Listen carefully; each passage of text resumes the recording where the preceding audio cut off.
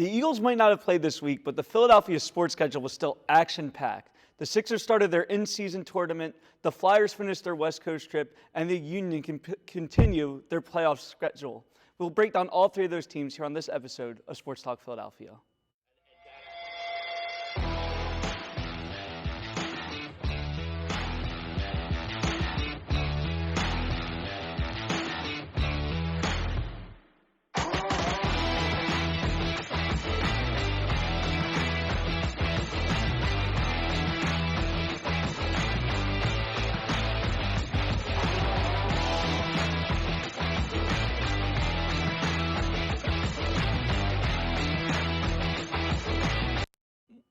Welcome back to this episode of Sports Talk Philadelphia. As always, I'm your host, Aiden Tuzinski, and I'm joined by my usual panel this week. I got Shane Nolan on my immediate left. Shane, how are you? Doing good. We got Braden in the center. Braden, how are you? I'm doing good. And as always, Mike called at the end. Mike, how are you doing? I'm doing great. Our Sixers 8-2. Yeah, the Sixers are looking very, very good, and that's actually the first team we'll get into. So thank you, Mike. So as Mike said, the Sixers are 8-2. They beat the Boston Celtics 106-103. They then beat the Pacers in an awesome game, 137-126.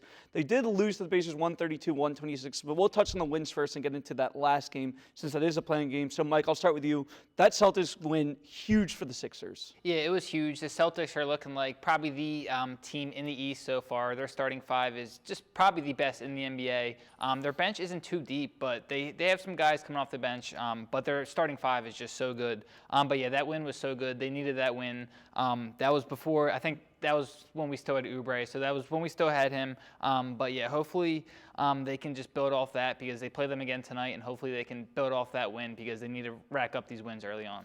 Yeah, and Braden, we talked about the Sixers, how they right now look like the third best team in the East. Well, they've lost to one of the teams we consider the best in the Bucks by 1 point and beat the Celtics by 3. And they've just run across the schedule for all the other teams. So this is a really, really positive start for the Sixers. It's a great start, and especially with after having the James Harden trade, there was a lot of speculation on to see how this team would be. But really, they're playing fantastic right now, and even without James Harden, they're playing great. Yeah, one of the reasons they're playing great is Tyrese Maxey, 50 points in that win against the Pacers. He's really developing into that star point guard. And Mike, when you just see him play, he looks so much more free in the position he is now than he ever did in the James Harden era. Yeah, I mean, Tyrese Maxey is turning into the player that we kind of wanted him to be and kind of the person that we kind of needed James Harden to be and just never worked out. And I think Tyrese Maxey I don't know if he'll ever get to James Harden's levels, like offensively, but he has looked so good, and that 50-point game was just so fun to watch. And I mean, Embiid needs help, and Tyrese Maxey, it might be impossible to trade for like another star, so we might need Maxey just to really just keep developing, and he really is at a high pace right now. Yeah, the other thing too, Braden, when you see the way the team plays, they just look so much more fast-paced, and it looks like everyone's getting the ball, and that's just something we didn't see in the Doc era at all, and even with James Harden, it still just didn't look fully developed. No, yeah. Big thing now with the 76ers, they're very team playing right now. They're a team, and with the loss of James Harden, they don't need the ball to go to so many people. They don't need to feed so many mouths. They have less people now, so they're more teamwork. They're more of a team. They're more of a team right now, and yeah, I mean, looking good. Yeah, the one downside for the Sixers right now is the Kelly Oubre absence. Allegedly, it was due to an accident. We don't want to speculate on it any more than that because there's more information that seems to be coming out. But we just want to touch on the basketball aspect of it. So Oubre is out with broken ribs. He's going to be reevaluated over the weekend. And so far, it was Nico Batum and Robert Covington that started at small forward. Mike, neither of them have looked nearly as good as Oubre did, and that seems like it's going to be a problem. Yeah, and it's such a shame because Kelly Oubre, I mean, this was such a good signing, and he was so good early, and he's a big reason why they were 8-2 and why they beat the Celtics. It's a huge loss. Hopefully it's not for too long. But yeah, Batum and Covington, I do like how we got them from that Harden trade. Batum has looked good, but I don't know as a fifth starter for the rest of the season come playoffs, I just don't know. But hopefully this Oubre thing, hopefully he comes back, before the end of the season. Like you said, we don't know a lot, but yeah, like you said, if he is out for a long time, I think they might need to explore getting another fifth starter. Yeah, Covington in the loss to the Pacers, only 2 points, just did not look like a solid starter. Batum played much better than Covington did, but still just that absence is missing. And Braden, like Mike said, if Oubre doesn't come back in a relatively quick time period, the Sixers might have to look for that other option for small forward. Yeah, we might have to. Unfortunately, if he doesn't come back, which I think he will, but obviously at this point we don't know. It's all just speculation at this point. But honestly, I mean, we can. There's a few good people out there. I mean, one player that could play is like OG Anunoby from the Raptors. He could be a player you maybe trade for, who we were even rumored of trading with before Kelly Oubre. But I mean, I feel like for now we just wait it out. I think Oubre will come back soon and we'll be good. Yeah, and the in-season tournament also started. For those of you that don't know, the NBA started this new sort of tournament that's an in-season one, 4 regular season games that count to your regular season schedule. But then if you win your pool, you then go to Vegas for the semifinals of the championship. So the Sixers so far have played 2 games. They beat the Pistons and won 114-106 and beat 33 points, 16 rebounds, 3 assists. Maxey, 29 points, 6 rebounds, 11 assists. And then they did lose to the Pacers. Like, something that was really interesting was that last shot of the game where Embiid made a 3 and the Pistons were really mad because the game had already been over. But the thing about this tournament is it goes down the point differential. So that 3 ended up being really big. Yeah, I mean, it is big. And I do like how they're doing with this tournament. I mean, it just kind of brings a different aspect to the game. I mean, we don't really think of point differential when we think about the NBA. I mean, that's something kind of you think about with like the NFL. Like, it doesn't really come into fruition in the NBA. So it's just this tournament is bringing a different aspect. But I was watching yesterday and we were kind of talking about it. It still didn't really feel like anything rather than just another NBA regular season game, maybe besides the court being all red. But yeah, but I do like that they're trying something new. So we'll see. But yeah, I think the point differential, that definitely could come in the end for sure. Yeah, and Embiid was very competitive about it. He said that the reason he made that last second shot is because he wants to win. The thing is, though, with that loss to the Pacers, he made 3 terrible mistakes towards the end of the stretch. And Braden, to me, it just felt like this is what happens to the Sixers in clutch games. And if it's happening in an in-season tournament, I'm worried about what this could mean for the playoffs, even though the playoffs are still pretty far away. Yeah, I get what you mean. Of course, the 76ers are known to be choking in those crucial moments. And it is a little concerning. I will agree with you. I mean, it is a little concerning already just seeing that. It's kind of it's a nightmare for Philly fans to watch that because they've been looked so good, but they always find a way to somehow lose it, and they got to get that in check. Yeah, and I mean, when you look at the standings, that loss, it definitely hurts them because they're in a pool with the teams that they should be beating. And right now they're 1-1 after the loss with a +2 point differential. So they're not out of it by any means. But the Pacers are now 2-0 with 11 points differential. The Hawks are 1-0 with a +6. And then you got the Cavs and Pistons that are distant 4th and 5th. But Mike, when you just look at the schedule, to me it feels like the Sixers should be at top. And they shouldn't be right now 3rd in the standings. Yeah, I mean, without a doubt. I mean, if you just look at the group of teams in here, they are without a doubt the best, even with the Kelly Oubre. I mean, they should easily win this group of teams. And I mean, there is some, I mean, the Cavs and Pacers are good teams. I mean, we saw with the Pacers, they have some good young players. But again, that's a game that you should win yesterday. And that's a game that for Embiid and for Maxey, you got to close that out if you want to win at all in the playoffs. But yeah, like I said, these are teams that you should beat. And what do they play? 3 games, right? Is it? They play all 4, actually. Yeah. So yeah. So I think, I mean, we'll see what happens, but I think they'll beat the other teams.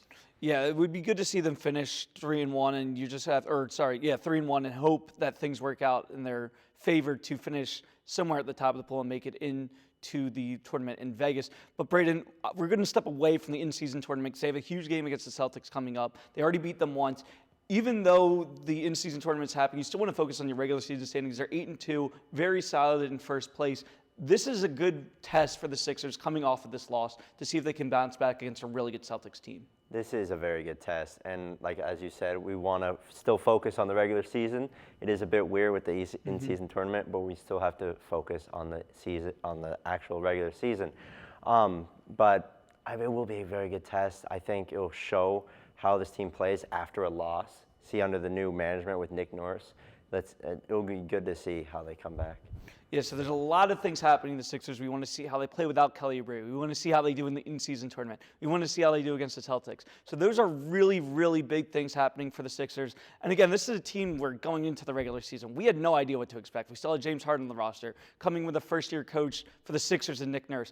And things so far have been going really, really well. So hopefully they can keep that going and beat a couple of these teams. They've got the Hawks and Cavs left for the in-season tournament pool play. I'm feeling confident in getting a couple of good wins for that. So we'll see what happens with the Sixers. We're now going to go to a team that didn't have as high as expectations, still playing pretty well in the Philadelphia Flyers. They just finished a West Coast trip that had some interesting results, shall we put it. So they did beat the Anaheim Ducks 6-3 and the LA Kings 4-2, but they also lost to the Sharks 2-1, and that was the Sharks' first win of the entire season. So Shane, I know you want to get to the Sharks loss. I get it. But I want to start with the positive. They beat the Ducks and they beat the Kings. And those were two very, very good wins for them. Yeah, it was, especially because the Kings are a good team. They're one of the top teams in the West right now. And especially because a week ago before this, you had the Ducks and Kings coming into Philly, and the Ducks beat the Flyers 7-4, and then the Kings shut out the Flyers 5-0. So it's kind of a bit of a revenge game for the Flyers here, and it's good to see that they scored some goals against both of these teams with two good goaltenders. Yeah, I mean, when you see against the Ducks, they scored 4 goals, even though they allowed 7 in that first game, and then scored 6. So they just continue to score against them.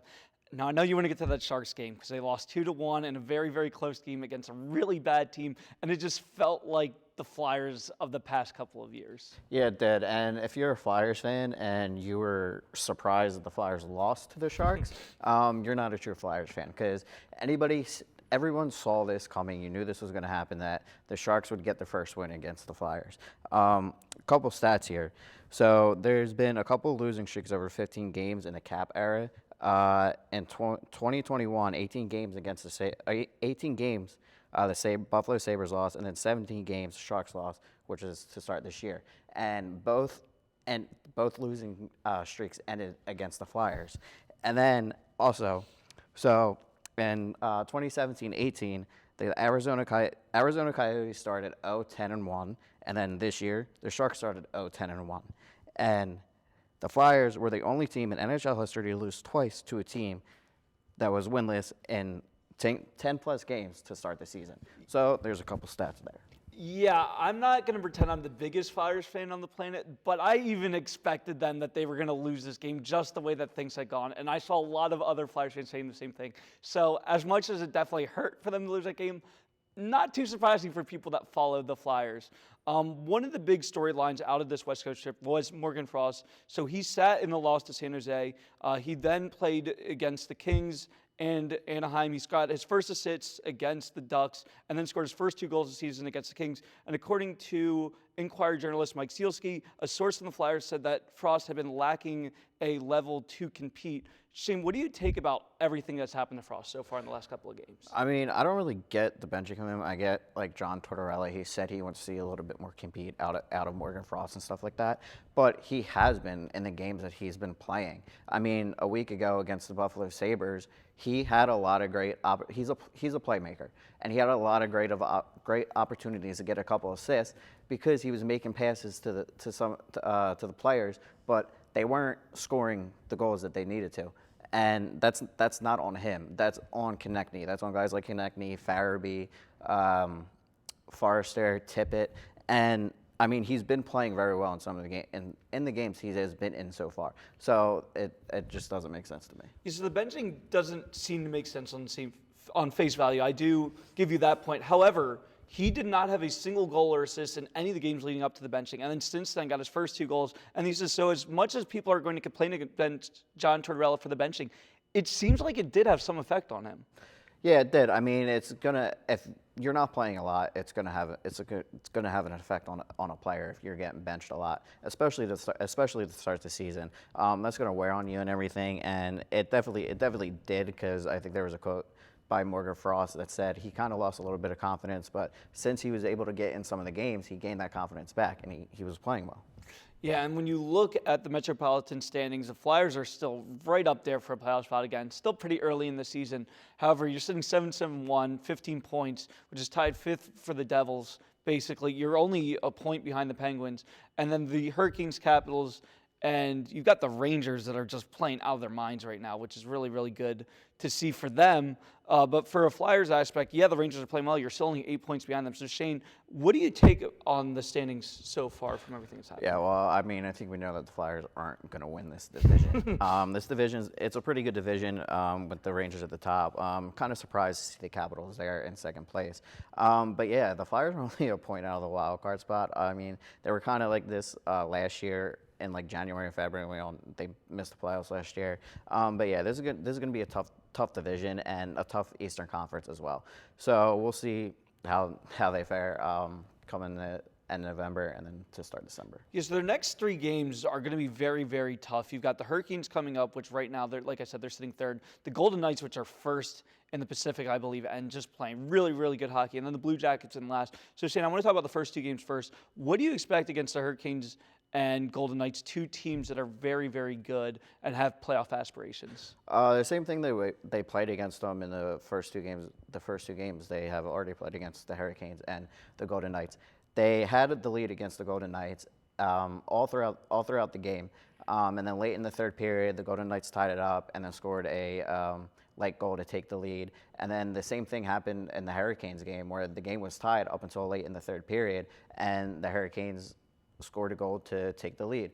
But that says a lot about those 2 teams. That says that how much of a difference of a good team those are between the Flyers, because those 2 teams have superstars. They have guys who can finish when they shoot on net. The Flyers don't. The Flyers aren't that type of team yet. Yeah, and then like I said, they have a 3rd game against the Blue Jackets, a really, really bad team. If the Flyers want to have any shot at making playoffs, they've got to beat these bad teams. So what are you thinking about this Blue Jackets game? Yeah, they do. They already beat the Blue Jackets so far this year. They looked good against them, and that was their first game against the season. So I just think just play the same way you did against them. They're not a good team, so you should beat this team. Yeah, like we said, the Flyers, they got to win some of these games that they're supposed to win. It's good to see them beat teams like the Ducks, which even though the Ducks aren't great, it's still nice to get a win like that. The Kings are a decent team, so it's good to see that win. But yeah, they've got to beat a team as bad as the Blue Jackets. So hopefully we'll be talking about some Flyers wins when we come back for future episodes. But we're now going to go to a team that is doing very, very well in the MLS playoffs in the Philadelphia Union. They won their 2nd game against New England 1-0, so they're now moving on to the Eastern Conference Finals, actually. Chris Donovan scored the only goal in the 79th minute. And Andre Blake, another great game, clean sheet, 3 saves. Braden, I want to start with you about Chris Donovan. Had 1 goal the entire season, comes in off the bench, and scores the game-winning goal. That's just unbelievable for that to happen to that type of player. It was fantastic because before the game, a big conversation was that Carranza was not going to be playing, so that striker off the bench was a kind of controversial topic. But then, yeah, Chris Donovan coming off the bench with another free kick goal by the Union. Jack McGlynn, a great ball in, and for him the finish was fantastic. So as we saw on the replay right now, there was a red card for New England for the one player that stomped on the Union player.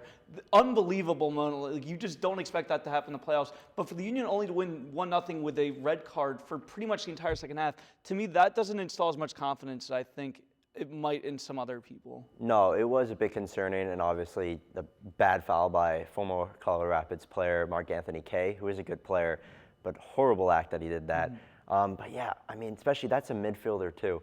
So obviously they made a sub on at the end for the next half, but only getting 1 goal and off of a set piece, not even during regular play.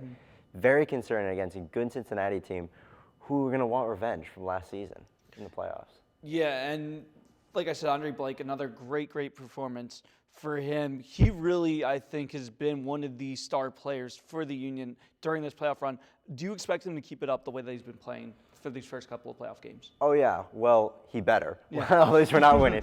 But I think he definitely will. I mean, besides Roman Berkey, who was on St. Louis, I think, personally, Andre Blake is the best goalkeeper in the league, and he's fantastic. He's great under pressure, and he always shows up. He always finds a way to show up. So I'm not concerned about how he's going to play. I think he's going to show up, and he's going to play fantastic. And like I said, the Union will now be moving on to the Eastern Conference Finals, where they will be taking on FC Cincinnati, and the winner of that, or sorry, this is the Eastern Conference semifinals, so the winner of this will either be playing Orlando FC or the Columbus Crew. Both teams have very, very good records, but obviously you want to focus on Cincinnati first. And like I said, the Union do not have a single win against FC Cincinnati. They have 1 draw, 1 loss. So, Braden, what are you expecting for the Union during this playoff game? No, I'm a bit concerned, especially since we're in Cincinnati. And during the regular season, we did not beat them. And flashback to last season in the playoffs, we beat them at home, 1-0 in Philly against Cincinnati. So they're going to want revenge, obviously, for that. But, I mean, the thing about 1 seeds in the MLS playoffs is they're not scary. I mean, you obviously saw the other 1 seed, St. Louis, get knocked out. I'm not too concerned. It's a little concerning that they're in Cincinnati, but I think we'll pull through. Yeah, and then you obviously don't want to schedule a watch. We talked about this before with the Union, where you don't want to schedule a watch. However, you're now this close to making it to the Eastern Conference Finals. You're going to look at some of these other teams. So between Orlando City FC or the Columbus Crew, which team would you rather play right now? The team that I'd rather play right now, which it is the higher seed in Orlando, purely because Orlando, they're a fairly young team with some new players, and in Columbus, they have very good players, and their striker up top, Chuco Hernandez, former Premier League striker, really scares me. So honestly, I'd rather go and play Orlando. Yeah, I mean, either one of those teams is going to be very, very tough for the Union, but I do understand that point of rather playing Orlando. Also a more recent expansion team as well, so you always have that on your side, at least a little bit. Which player for the Union, Braden, do you have in mind to watch out for this game against FC Cincinnati?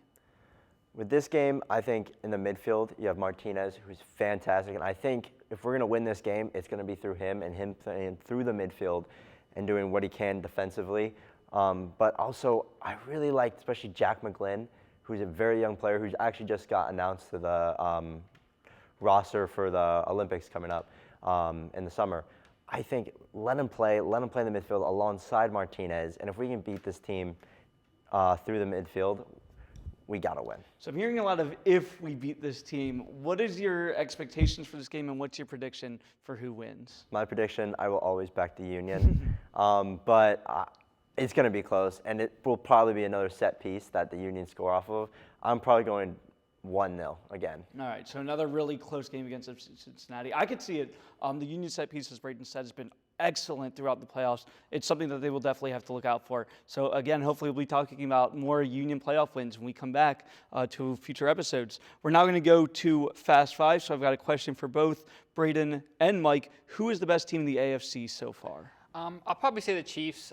Going into this week, there is probably a couple teams that could have overtaken them, but they failed to do so. One being the Ravens, who got upset by, I wouldn't even say upset. The Browns defense is the best defense in the league, and they blew their chance there. And then another team, which was kind of struggling a little bit, but it's kind of starting to find their groove, was the Bengals. But then they lost to the Texans. So I still think it's the Chiefs. I know they were on the bye this week, but I think it's the Chiefs, but they're kind of similar to the Eagles. They have a lot to work out still. I think the AFC really is still kind of wide open. And just purely on the fact it is the Chiefs are the best team, but purely because I don't want to say them, I'm going my hometown team, Denver Broncos. Let's ride. They had a great win on Monday night against Buffalo, so it was really, really good to see the Broncos playing much better. Braden, I've got another question for you. Bill Belichick right now on the hot seat for the Patriots. Will he be back as head coach next year? This is a very hard topic because it's Bill Belichick and the Patriots. As the way things are going right now, because it's not looking good, and the relationship between him and the owner, Robert Kraft, is not looking good. So I think if the season continues the way that it is, I think Bill Belichick might be out, which is a bit crazy to say, but that's what we come to. Yeah, I mean, the Patriots are 2-8. They have the worst record in the AFC. I could definitely see it happening. I just hope that Robert Kraft has enough respect for Bill Belichick, and I believe he does, but don't fire him in the middle of the season. The Patriots right now, they're not going anywhere. They have basically no shot at making the playoffs. Give Bill Belichick his final season. Let him go out on a sort of a high note at least, where he can finish the season the way that he wants to. And then if you come to a mutual agreement for him not to come back, he can walk away with at least a little bit of dignity. But hopefully that happens in that way. Shohei Ohtani right now, as we talked about last week of baseball free agency, is the biggest baseball free agent on the market. Shane, where is he going to sign? I think I would say the Dodgers, but because it was believed that he wanted to stay in warm weather and stuff like that, and obviously California is warm weather all year round almost. But I think it's going to be the Boston Red Sox. I just think it's going to be them because it just came out that he doesn't. At this point, he doesn't care where he signs. He's going to take apparently a low pay cut. I mean, everyone thinks he's going to get paid like $500+ million, which I mean he should. He's probably the best player in the world. But I just. When they were in Boston this year, he said he admires Fenway Park, he admires Boston, and I just think that's who I think he's going to sign with. Yeah, Boston would be interesting. Definitely, he wants to play in front of a passionate crowd, so I could see that definitely happening. Mike, going to go for you to this one. As we said, the in-season tournament for basketball is happening. Which team do you think has the best chance to win? Yeah, I don't really know how to judge it based off like in-season tournament, but if we're just going off like best team, I think for me it's either the Nuggets or the Celtics. Both starting off 8-2, both probably top 5 starting lineups in the league. So I'll probably go with the Nuggets just because defending champs, Jokic, probably on his way to another MVP this year. If he can keep it up, we'll see, but I'll probably say the Nuggets. So do you think that Jokic gets more excited for winning the in-season tournament if he does than he did winning the NBA Finals last year? We'll see. Definitely, I know this offseason he was like he didn't even like pick up a basketball until like August or September. So he's just a laid-back player. I wish I was that good at basketball and be that laid back, but yeah. Yeah, apparently there's a video with him getting very excited about his racehorse winning, more excited than he was for the NBA Finals. So he's just a really awesome, in my opinion, he's one of the best players, most likable guys in the NBA, just super fun to root for. Hopefully we'll see him win a championship, if not the Sixers. So we're finally going to go to college football. And yeah, I have a gripe with the NCAA. So there's a rule where teams that get called up from FCS to FBS are not allowed to participate in bowl games for 2 years. There's 2 teams that absolutely should be allowed to play in bowl games, and this is James Madison Dukes and the Jacksonville State Gamecocks. Both these teams have been unbelievable this year. The Dukes right now are undefeated and should be at least talked about for a New Year's Six Bowl, and they're just not going to get it because the NCAA has this really, really idiotic rule, in my opinion. Let these guys play in bowl games. Who is it hurting? Is it hurting one of these like big market teams? Not really, because it's not like that they're going to have James Madison play against them anyway. You're basically not allowed to play for a championship if you're going to be not in the Power 5 teams. So let them play in these bowl games. Yeah, it's going to be something like the Duke Mayo Bowl. Do I really care? No, I love watching college football bowl games. I'll watch all 40 of them if I have to, if I had the opportunity to at least. So yeah, I want to see these guys play in a bowl game. Give the NCAA better give these guys the respect that they deserve. And that's going to wrap up this show. Thank you so much for watching. Make sure to check us out on social media at Twitter and Instagram at SportsTalk LTV. We will not be here next week because we have Thanksgiving breaks. We'll be back in 2 weeks. Make sure to check us out then. Thank you for watching. And as always, go Birds.